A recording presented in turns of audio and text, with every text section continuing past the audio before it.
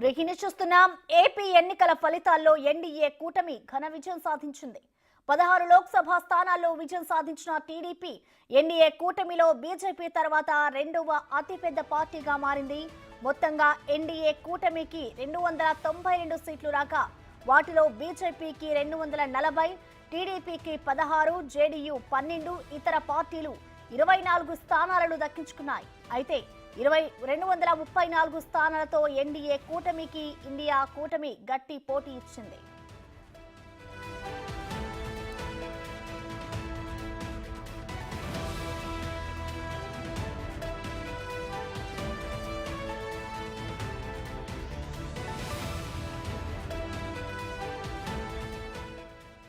మరోవైపు ఇండియా కూటమి ఫలితాలతో మోడీ, అమిత్ షా ద్వయం ఆందోళనలో ఉన్నారు. ఈ క్రమంలోనే చంద్రబాబు సపోర్ట్ కేంద్రంలో కీలకంగా మారింది. దాంతో కేంద్ర కేబినెట్ లో టీడీపీ నేతలకు కీలక మంత్రి పదవులు దక్కపోతున్నాయా అంటే అందుకు అవుననే సమాధానం వస్తోంది. అలానే టీడీపీతో పాటు జనసేనకు కూడా కేంద్ర కేబినెట్ లో చోటు దక్కే అవకాశం ఉందని రాజకీయ విశ్లేషకులు భావిస్తున్నారు.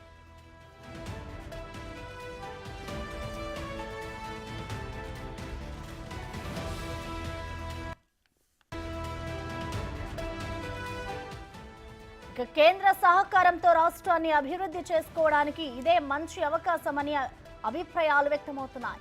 నేడు జరగనున్న ఎన్డీఏ కూటమి నేతల సమావేశానికి సైతం చంద్రబాబు, పవన్ కళ్యాణ్లకు ఆహ్వానం అందింది. ఈ రోజు ఉదయం 11 గంటలకు చంద్రబాబు ఉండవల్లి నివాసం నుంచి గన్నవరం విమానాశ్రయానికి బయలుదేరి వెళ్తారు.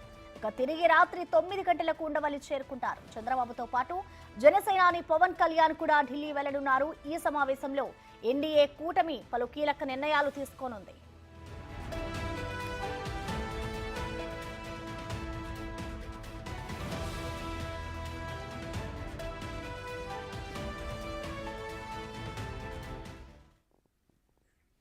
ఇక దీనిపై మరిన్ని వివరాలు మా ప్రతినిధి శివ లైవ్ లో అందిస్తారు ఢిల్లీ నుంచి. శివ, చెప్పండి. ఇటు ఏపీలో అయితే ఎన్డీఏ విజయం సాధించింది. ఇప్పుడు ఇటు కేంద్రంలో మరి టీడీపీ చక్రం తిప్పే అవకాశం ఉందనుకోవచ్చా శివ? రైట్ ప్రసన్న, డెఫినెట్గా టీడీపీ కీలకంగా అవబోతుంది ఎన్డీఏ కూటమిలో. అందులో కేంద్ర ప్రభుత్వంలో కీలక నిర్ణయాలు తీసుకునే క్రమంలో కూడా చంద్రబాబు కీలక పాత్ర పోషించబోతున్నారు. మరి ముఖ్యంగా నిన్న వెలువడిన ఏపీలో ఎన్డీఏ కూటమి ఫలితాలు భారీ మెజారిటీ దిశగా కూడా నిన్న ఫలితాలు ఏ విధంగా ట్రెండ్స్ కానీ గతంలో ఏదైతే ఎగ్జిట్ పోల్స్ కానీ దానికి వాస్తవ రూపం దాల్చుతూ నిన్న ఫలితాలు కూడా అదే విధంగా వచ్చాయి. అంటే 164 స్థానాల్లో భారీ విజయాన్ని ఏపీ ప్రజలు కూటమికి కట్టబెట్టారు. దాంట్లో కింగ్ మేకర్గా టీడీపీ ఉంది. 135 అసెంబ్లీ, 16 లోక్సభ స్థానాలతో కింగ్ మేకర్ కాబోతోంది. ఇటు కేంద్రంలో కూడా ఎన్డీఏ కూటమిలో రెండవ అతిపెద్ద పార్టీగా లోక్సభ స్థానాలు విజయం సాధించిన పార్టీగా టీడీపీ నిలిచింది.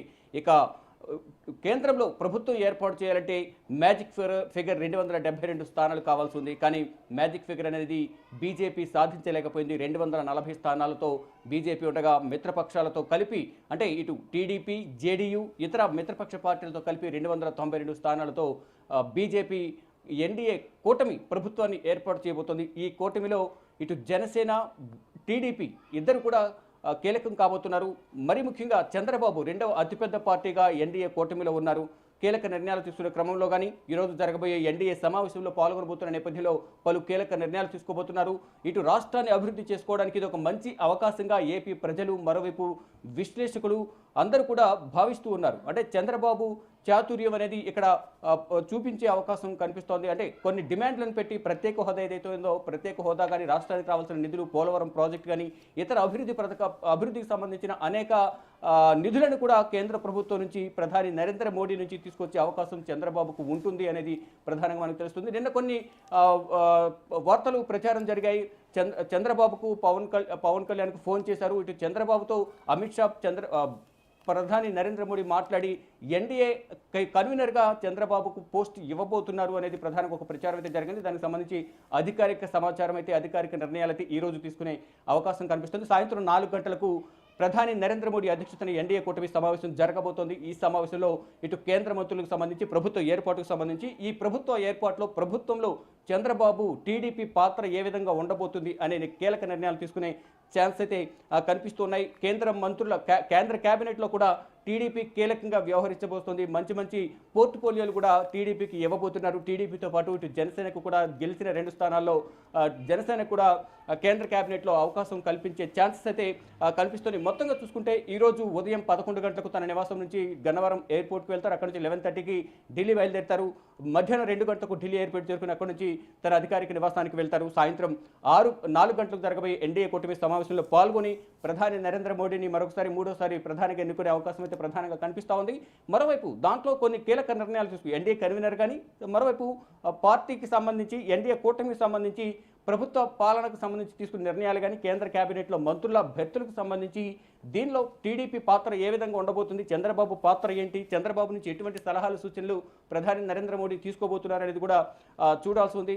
మొత్తంగా చూసుకుంటే కేంద్రంలో, కేంద్ర ప్రభుత్వంలో, కేంద్ర కేబినెట్లో టీడీపీ పాత్ర అనేది అత్యంత కీలకం కాబోతుంది. గతంలో ఏదైతే ఎన్డీఏ కూటమిలో గతంలో ప్రధానిగా ఉన్న వాజ్పేయి ఉన్న సందర్భంలో కూడా ఎన్డీఏ కన్వీనర్గా చంద్రబాబు ఉన్నారు. అప్పుడు ఏ విధంగా అయితే చక్రం తిప్పారు, ఇప్పుడు కూడా చంద్రబాబు పాత్ర అనేది కీలకం కాబోతుంది జాతీయ రాజకీయాల్లో అనేది ఇప్పుడు మనకు ప్రస్ఫుటంగా ఈ ఫలితాలను చూస్తే అర్థమవుతోంది. అంటే ఇటు ఒకవైపు ఇండియా కూటమి గట్టి పోటీ ఇచ్చినప్పటికీ అక్కడ ప్రభుత్వాన్ని ఏర్పాటు చేసే మ్యాజిక్ ఫిగర్ అనేది వాళ్ళు చేరుకోలేకపోయారు. కానీ వాళ్ళు కూడా ఈరోజు ఇండియా కూటమి కూడా సాయంత్రం 6 గంటలకు కాంగ్రెస్ పార్టీ జాతీయ అధ్యక్షులు మల్లికార్జున ఖర్గే నివాసంలో ఇండియా కూటమి పక్ష నేతలందరూ కూడా సమావేశం కాబోతున్నారు. అంటే ఇప్పటి వరకు లోక్సభ స్థానాలు సాధించిన దానిపైన సమీక్ష నిర్వహించబోతున్నారు. మరోవైపు ప్రభుత్వ ఏర్పాటు దిశగా కూడా ఎవరిని ఆహ్వానిస్తే ఎవరెవరితో మాట్లాడాలి అనే దానిపై కూడా కొన్ని చర్చలు జరుగుతున్నాయి. ఇటు ట్రబుల్ షూటర్గా ఉన్న కర్ణాటకలో ట్రబుల్ షూటర్గా ఉన్న డిప్యూటీ సీఎం డీకే శివకుమార్ను రంగంలోకి దించేందుకు ప్రయత్నాలు చేస్తున్నట్టు తెలుస్తుంది. ఎవరైతే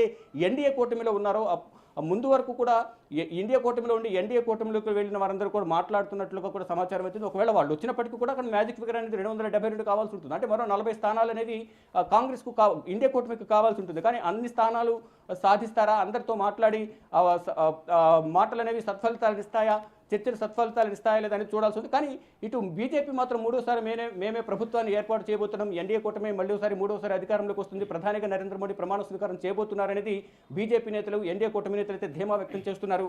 3వసారి మళ్ళా నరేంద్ర మోడీ ప్రధాని కాబోతున్నారంటూ కూడా వారందరూ ఆశాభావం వ్యక్తం చేస్తున్నారు.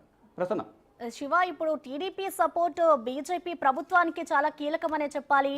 సో దీనికి కీలకంగా మారబోతుంది అనుకోవచ్చా ఇప్పుడు టీడీపీ సపోర్ట్? రైట్, డెఫినెట్గా ఇంతకుముందు చెప్పినట్టుగా చంద్రబాబు కింగ్ మేకర్ కాబోతున్నారు. ఈ కీలకంగా మారబోతోంది చంద్రబాబు సపోర్ట్ అనేది. 16 లోక్సభ స్థానాలతో 2వ స్థానంలో, అంటే ఇటు బీజేపీ 240 స్థానాలతో ఎన్డీఏ కూటమిలో మొదటి లోక్సభ నియోజకవర్గాలతో మొదటి స్థానంలో ఉండగా, ఇటు టీడీపీ 2వ స్థానంలో 16 లోక్సభ నియోజకవర్గాలతో 2వ స్థానంలో ఉంది. తర్వాత 3వ స్థానంలో జేడీ ఉంది. ఇక తర్వాత 5, 2, 3 లోక్సభ నియోజకవర్గాలతో ఇతర పార్టీలు 24 లోక్సభ స్థానాలతో మొత్తం 292 లోక్సభ స్థానాలు, అంటే మ్యాజిక్ ఫిగర్ దాటి ప్రభుత్వానికి ఏర్పాటు చేసేందుకు సుస్థిరమైన మెజార్టీ అయితే అక్కడ ఉంది. కానీ సింగిల్గా ప్రభుత్వాన్ని ఏర్పాటు చేసే మ్యాజిక్ ఫిగర్ అయితే బీజేపీ సాధించలేకపోయింది. మోడీ ప్రభావం అనేది గతం కన్నా భిన్నంగా ఈసారి లోక్సభ స్థానాలు తగ్గాయి. మోడీ వ్యవహరించిన తీరు కానీ, దర్యాప్తు సంస్థలను జేబు సంస్థలుగా వినియోగించుకోవడం వల్లే ఈ మోడీ ప్రభావం తగ్గిందనేది ప్రధానంగా ప్రతిపక్ష పార్టీలు, ఇండియా కూటమి నేతలు, స్వపక్షంలోనే విపక్షంగా మారిన కొంతమంది నేతలు అయితే మోడీపై ఆగ్రహం వ్యక్తం చేస్తున్న పరిస్థితి కనిపిస్తుంది. మరీ ముఖ్యంగా అయోధ్య లోక్సభ స్థానం కూడా నిన్న ఓటమి పాలైన పరిస్థితి అక్కడ కనిపిస్తోంది. బీజేపీ ఘోర పరాజయం చవిచూస్తుంది. ఇటు సమాజ్వాదీ పార్టీ సంబంధించిన నేత విద్వేష్ ప్రసాద్ 56,000 పైగా ఓట్ల మెజార్టీతో అక్కడ అయోధ్య రామ మందిర నిర్మాణం చేపట్టినప్పటికీ ప్రధాని నరేంద్ర మోడీ అదే ఆస్త్రంగా లోక్సభ ఎన్నికలకు వెళ్ళారు. కానీ అక్కడ ఏది పనిచేయలేకపోయింది. అంటే ఇక్కడ ఒకవైపు దేశవ్యాప్తంగా మోడీ ప్రభావం తగ్గింది, మోడీ ప్రభావం తగ్గింది. లోక్సభ నియోజకవర్గాలకు సంబంధించి, అంటే రాముడికి సంబంధించి హిందుత్వాన్ని అస్త్రంగా వాడుకుని ప్రతి లోక్సభ నియోజకవర్గంలో కూడా ప్రధాని నరేంద్ర మోడీ కానీ, ఎన్డీఏ కూటమి నేతలు, మరోవైపు ప్రధాని నరేంద్ర మోడీ, బీజేపీ నేతలందరూ కూడా ఇదొక అస్త్రంగా వాడుకుని జై శ్రీరామ్ అనే నినాదంతో ఎన్నికలకు వెళ్ళారు. కానీ అక్కడ ఎక్కడ కూడా ఈ జై శ్రీరామ్ నినాదం అనేది కానీ, అయోధ్య రామ మందిర నిర్మాణం అనేది ఎక్కడ కూడా ఆ అస్త్రం అనేది పనిచేయలేదనేది ఈ ఎన్నికల ఫలితాలను బట్టి మనకు అర్థమవుతోంది. అంటే ఈవెన్ అక్కడ ఏదైతే రామ మందిర నిర్మాణం చేపట్టారో జనవరి 22వ తేదీన అత్యంత ప్రతిష్టాత్మకంగా 500 సంవత్సరాల హిందువుల కళ నెరవేర్చిన ప్రధాని నరేంద్ర మోడీ అక్కడ విజయం సాధించలేకపోయిన పరిస్థితి. సొంత పార్టీ నేతలు అక్కడ విజయం సాధించలేకపోయారు. అంటే అయోధ్య రామ మందిరాన్ని ఏదైతే నిర్మించారో అత్యంత ప్రతిష్టాత్మకంగా తీసుకుని దాని ఒక అస్త్రంగా తీసుకుని ఎన్నికల్లోకి వెళ్ళారు. కానీ అక్కడే అయోధ్య రామ మందిర నిర్మాణం, అయోధ్య ఏదైతే ఉందో ఆ మందిరం ఏదైతే ఉందో అదే లోక్సభ నియోజకవర్గంలో పరాజయం పాలవడంతో ఒకంత ఆందోళన వ్యక్తం చేస్తున్న పరిస్థితి కనిపిస్తోంది. దీనికి సంకేతాలుగా అంటే మోడీ ప్రాభవం ఎంత మేర తగ్గింది అని చెప్పుకోవడానికి ఇది ఒక సంకేతం అంటూ కూడా ప్రతిపక్ష పార్టీలు ప్రధాని నరేంద్ర మోడీపై విమర్శలు చేస్తున్న సిచ్యువేషన్ అయితే ప్రజెంట్ ఉంది.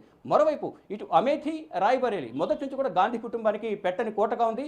అక్కడ స్మృతి ఇరానీ గతంలో 2019లో రాహుల్ గాంధీపై విజయం సాధించిన స్మృతి ఇరానీ కేంద్ర మంత్రి ఈసారి గాంధీ కుటుంబానికి అత్యంత విశ్వాసపాత్రుడైన కేఎల్ రాహుల్ శర్మ అక్కడ ఘన విజయం సాధించారు. అక్కడ ఆ ప్రచార కార్యక్రమాల్లో వారి కుటుంబం ఏ విధంగా కష్టపడి పనిచేసింది, వారి కుటుంబానికి అమేథీకి రాయ్బరేలీకి ఉన్న సంబంధం ఏంటి అనే స్పీచెస్తోనే ప్రియాంక గాంధీ చేసిన స్పీచ్లతోనే అక్కడ ప్రధానంగా అందరూ గాంధీ కుటుంబానికి విధేయులుగా ఉండి వారందరూ కూడా అక్కడ శర్మను కిషోర్ లాల్ శర్మను గెలిపించారు అనేది ప్రధానంగా అందరూ విశ్లేషిస్తూ ఉన్నారు. ప్రసన్న, ఇటు గతంలో చూసుకుంటే కేంద్ర కేబినెట్ లో అశోక్ గజపతి రాజుకి ఇచ్చారు ఛాన్స్. మరి ఇప్పుడు ఈ ఎన్నికల తర్వాత ఎవరికి వచ్చే అవకాశం ఉందనుకోవచ్చు శివ? రైట్, డెఫినెట్గా గతంలో తక్కువ స్థానాలు ఉన్నప్పటికీ కూడా అశోక్ గజపతి రాజుకు ఏవియేషన్ మినిస్ట్రీ ఇచ్చారు. కానీ ఈసారి అత్యధిక లోక్సభ స్థానాలు సాధించారు. ఇటు బీజేపీ, జనసేన, టీడీపీ మొత్తం 3 పార్టీలు, కూటమి పార్టీలు కలిపి 21 స్థానాలు సాధించాయి. 25 స్థానాల్లో 4 మాత్రమే వైసీపీ విజయం సాధించింది. అది 16 స్థానాలు, దాదాపు 4 నుంచి 5 పోర్ట్ఫోలియోలు డెఫినెట్గా వచ్చే అవకాశం ఉంది అనేది వీరైతే ధీమా వ్యక్తం చేస్తున్నారు. అంటే అక్కడ కేంద్ర ప్రభుత్వంలో కీలకంగా కీ రోల్ పోషించబోతున్నారు చంద్రబాబు అని వార్తలు వస్తున్న నేపథ్యంలో ఇటు పోర్ట్ఫోలియోలు కూడా ఇటు అంటే ఎంఓఎస్లు, సహాయ మంత్రులు కానీ కేంద్ర కేబినెట్లో కూడా కీలక బెర్తులు వారికి ఇచ్చే పోర్ట్ఫోలియోలు ఇచ్చే అవకాశం కూడా కనిపిస్తూ ఉంది. ఈ పోర్ట్ఫోలియోల ద్వారా రాష్ట్రానికి ఆర్థికంగా నిధులు తీసుకురావడంలో కానీ, రాష్ట్రాన్ని అభివృద్ధి చేసుకోవడంలో కానీ, ప్రత్యేక హోదా కానీ, పోలవరం ప్రాజెక్టు పూర్తి చేయడం కానీ, రాజధాని అమరావతిని పూర్తి చేయడం కానీ, మొత్తం రాష్ట్రాన్ని అభివృద్ధి పథంలో ముందుకు తీసుకువెళ్లడంలో కానీ కీలక పాత్ర పోషించేందుకు ఇటు చంద్రబాబు అంటే కాబోయే ముఖ్యమంత్రి చంద్రబాబు నాయుడు కీలక పాత్ర పోషించబోతున్నారనేది కూడా కొన్ని విశ్లేషణలు అయితే జరుగుతున్నాయి. ఇదొక అస్త్రంగా ఇప్పుడు ఏదైతే సపోర్ట్ చేయబోతున్నారో కేంద్రానికి, కేంద్ర ప్రభుత్వం అధికారంలోకి రావాలంటే ఇటు చంద్రబాబు కూడా కీలకంగా అంటే ప్రధాని కావాలంటే ప్రధానిగా నరేంద్ర మోడీ 3వ ప్రమాణ స్వీకారం చేయాలంటే ఇక్కడ చంద్రబాబు సపోర్ట్ కూడా కీలకం కాబోతుంది అనేది రాజకీయ విశ్లేషకులు కానీ ఇతర విశ్లేషణలు జరుగుతూ ఉన్నాయి. దానిలో భాగంగా క్యాబినెట్లో పోర్ట్ఫోలియోని, కీలక పోర్ట్ఫోలియోలు కూడా టీడీపీకి కేటాయించే అవకాశం కనిపిస్తుంది. దానితో రాష్ట్రాన్ని అభివృద్ధి చేసుకునేందుకు ఇదొక మంచి అవకాశంగా వినియోగించుకోవాలనేది ఏపీ ప్రజలు కానీ ఇతర రాష్ట్రాలకు సంబంధించిన ప్రజలందరూ కూడా చంద్రబాబుపై దృష్టి అంటే మొత్తం అంటే ఇప్పటి వరకు కూడా రాష్ట్రంలో నెలకొన్న పరిస్థితులు గత 5 సంవత్సరాల కాలంలో రాష్ట్రం ఏ విధంగా అభివృద్ధి కుంటుపడింది, నిరుద్యోగులు ఉద్యోగాలు లేక ఎటువంటి ఇబ్బందులు పడ్డారు, ఇతర రాష్ట్రాలకు వలస వెళ్ళారు, వారందరూ కూడా మళ్ళీ తిరిగి వచ్చే విధంగా కూడా అభివృద్ధి చేయడం ద్వారా అనేక ప్రాజెక్టులు కానీ అంటే అనేక కంపెనీలు, పరిశ్రమలు రావడం ద్వారా సొంత రాష్ట్రంలోనే ఇతర రాష్ట్రాలకు వెళ్ళిన ప్రజలు వచ్చి ఉద్యోగాలు చేసుకునే విధంగా కూడా చేసే విధంగా చంద్రబాబు చాతుర్యం ఇక్కడ వినియోగించాలి అనేది ప్రధానంగా అందరూ కొన్ని విశ్లేషణలు చేస్తూ ఉన్నారు. దానిలో భాగంగా ఇటు కేంద్ర కేబినెట్లో కీలక పోర్ట్ఫోలియోలు రావడంతో పాటు రాష్ట్ర అభివృద్ధికి సంబంధించి చంద్రబాబు ప్రధాని నరేంద్ర మోడీతో చర్చించి నిధులు తీసుకురావడం కానీ రాష్ట్రాన్ని అభివృద్ధికి సంబంధించి కొన్ని కీలక నిర్ణయాలు తీసుకోవడంలో కీలక పాత్ర పోషించబోతున్నారనేది కూడా సమాచారం అవుతోంది. ఇక సాయంత్రం 4 గంటలకు జరగబోయే ఎన్డీఏ కూటమి సమావేశంలో కొన్ని కీలక నిర్ణయాలు తీసుకుని ఈ కేబినెట్కి సంబంధించి, ప్రభుత్వ ఏర్పాటుకు సంబంధించి కొన్ని కీలక నిర్ణయాలు తీసుకునే అవకాశం అయితే కనిపిస్తుంది. ఈ సమావేశంలో పవన్ కళ్యాణ్, చంద్రబాబు పాల్గొనబోతున్నారు. Prasanna, thank you Shiva.